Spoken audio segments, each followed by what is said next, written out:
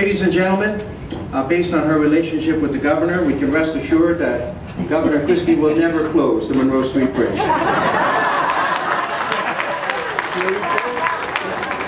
That was not my line, that was our city attorney, Bob Ferrero. Great line. At this time, it gives me great pleasure to call upon our mayor, who will address you from the mayor's chair. Ladies and gentlemen, Mayor Tana M.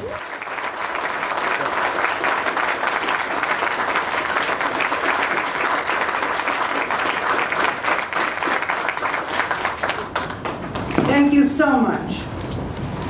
Father Peter, Honorable Judge Bonnie Misdall, Mr. Dutch, I just have a few comments. I promise I won't speak long because I usually do, but I promise I won't. I want to sincerely thank all of you for being here today, especially to my son, Dr. Christian Raymond, who is a man any mother would be proud to call her son. And my grandson, Christian Salvatore Raymond Jr., who is the best little campaigner there ever was. And my family, who came from so far, my cousin Frankie, who drove from Florida, my cousin Babe, who flew in from Georgia, my cousin Joyce, who came from New York, and my beautiful aunts Rita and Franny, who drove down from Pennsylvania. I thank you so much for being here. You bring part of my parents here with me today. Thank you. And of course to all their children, my cousins, there's too many to mention. Thank you for being here. My school family, there's many of you here today, too many to mention, our superintendent, our business administrator, teachers, principals. Thank you so much for being here today also. And it would be remiss if I didn't mention Cosmo Guinteras, who's also here today from Christian Steakhouse, who was the one that opened his door to me in 2008 when I couldn't find anybody that would rent me their place for a headquarters. Cosmo said, I have an empty office, you come upstairs. Cosmo, you will always be my friend. Thank you, Donna.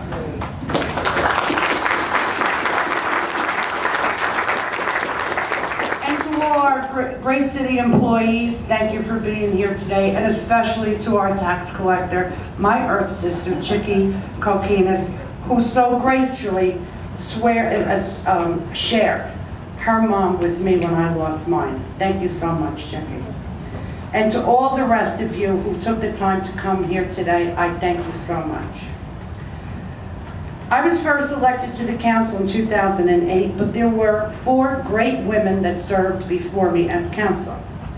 Our first woman council person, Pauline Sabo, she was the pioneer. She was elected in 1968 when women were home baking.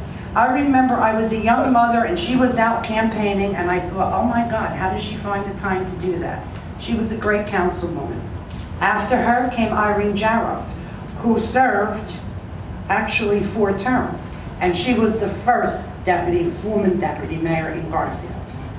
Then came Lucy Matajakovic, my mentor, Councilman Glenn Maddy's mom. She was the one that taught me this is no place for wimps. And when they push, you push back. She was like family to me. And then our last councilwoman before me, Connie Giacomora, who called, she couldn't be here today, she's sick, was known as the Aunt B of the council. She served 1 term, a sweet, compassionate woman, always worried about keeping peace on the council and always making sure everybody ate. She was also responsible for the spray park on Jewel Street. She got grant money to put that spray park in, and fittingly, we named the park after her. That's Connie's Spray Park. They were all unique in their own way, and they all served the city well. But today we make history. Garfield became a city in 1917. In 97 years, there's never been a woman mayor. The torch has been passed, and Garfield has entered into a new era. And it's all due to former mayor, former mayor, Joe Delaney. He made a commitment when we ran 2 years ago to rotate this mayorship. And he kept his word. We decided there shouldn't be a career mayor. No one should sit in this seat for years and years, because then the vision stays very narrow. Change is good. Change helps a community grow. And change brings new visions. It's the first time in Garfield history that a mayor who made that commitment kept his word. Joe, that defines you as a person.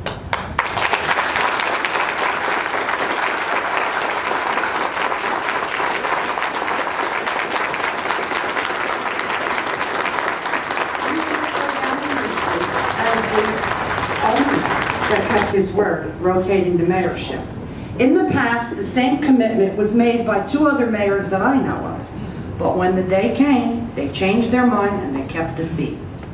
Mayor Delaney, you may be a small man in stature, but today you're the biggest man in this city.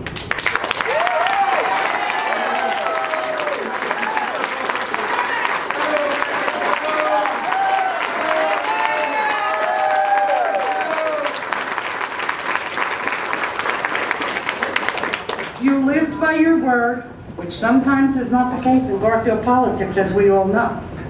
Your family, the Delaney family, a beautiful family, should be very proud of him. And please pass that on to your dad. I was hoping your dad would be here today to personally tell him that he and your mom raised 7 beautiful children. You're all good people, and Garfield is lucky to have you.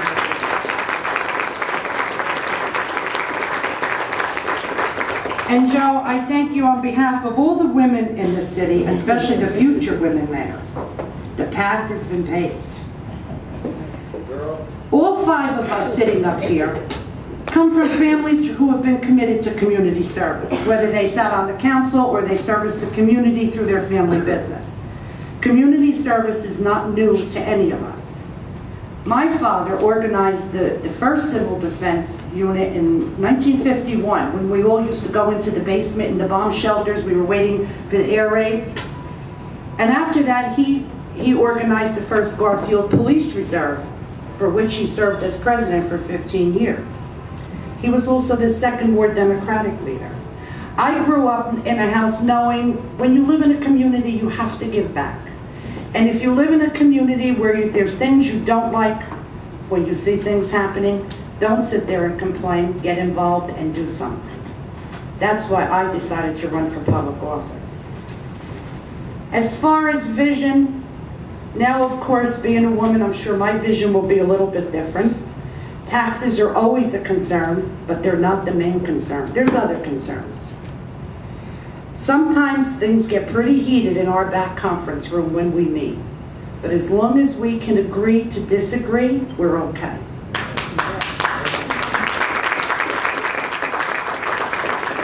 We all have different visions and ideas, and I would like to see this council work harmoniously for the good of our community.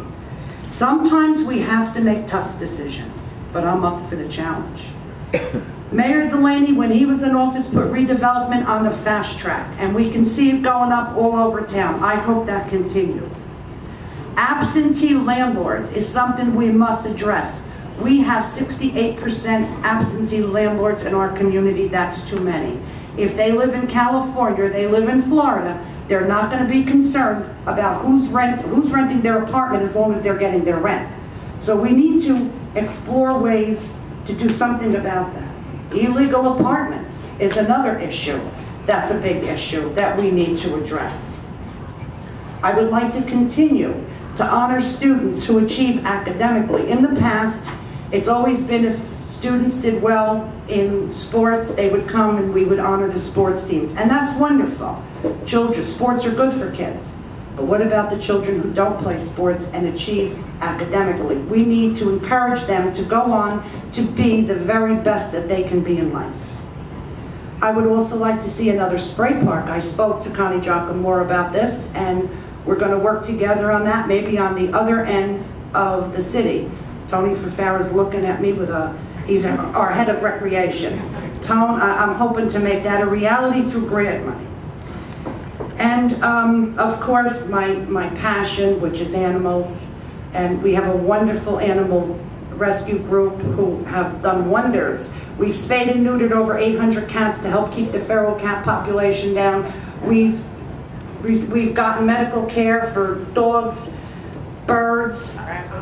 We even rescued a skunk last week who was in distress. And of course, I would also like to see an animal park become a reality within the next 2 years. We need to make our streets safer also. You can't walk down these streets the way you did 30 years ago, but I guess that's the case in all towns. But we need to work on that. Garfield's become a very diverse community. And we must learn to live together, respect each other, and help each other. It brings a community together. Garfield is a great town with great people. I promise to do my best, and I'm very proud to be your first woman mayor.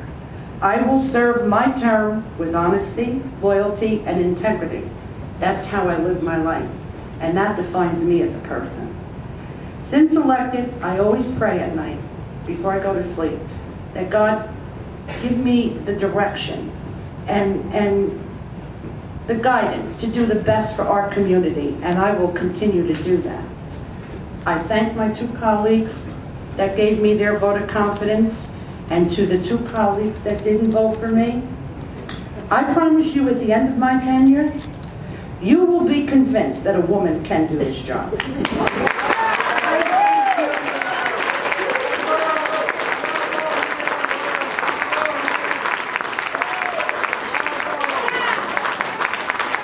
I thank you all, and God bless you all.